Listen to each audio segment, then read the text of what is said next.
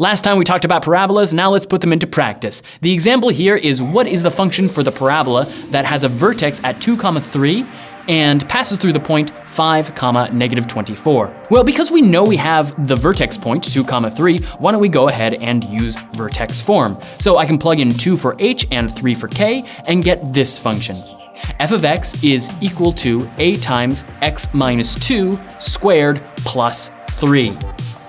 Now I know that this function also passes through the point 5, -24.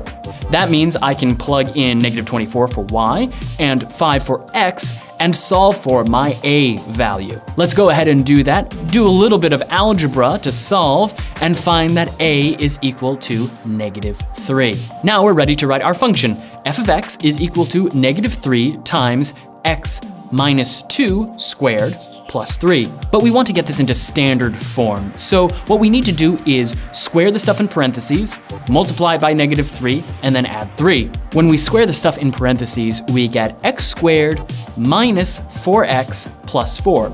Multiplying that all the way through by -3, we get this result, and then we still need to add the 3 onto the end.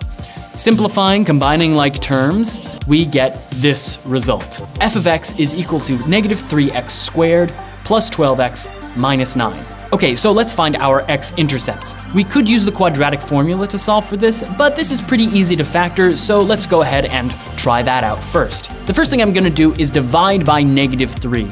I like to, if I can, to make my leading coefficient 1 so that it's easier to factor.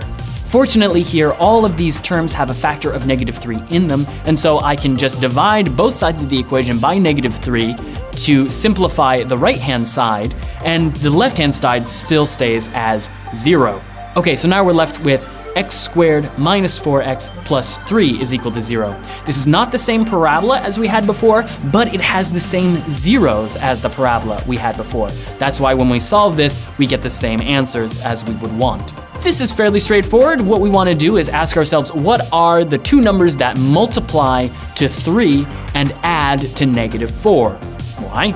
-1 and -3, of course. So then I can factor this into two factors, x minus 1 and x minus 3. So therefore my x values must be 1 and 3.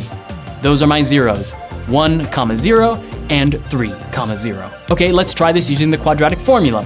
A is equal to -3, B is equal to 12, and C is equal to -9. I plug those all into my quadratic formula, which of course, as we all remember, is x is equal to the opposite of b plus or minus the square root of b squared minus 4ac all over 2a.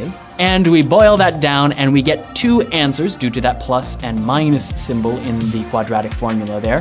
Our two answers are 1 and 3, just like we had before. If you have any questions, leave them in the comments below, along with any suggestions you might have for future episodes of How'd You Get That. Hit that like button, subscribe, and hit that notification bell so you never miss another math, physics, or problem-solving tutorial. Thanks so much for watching, and I'll see you in the next problem.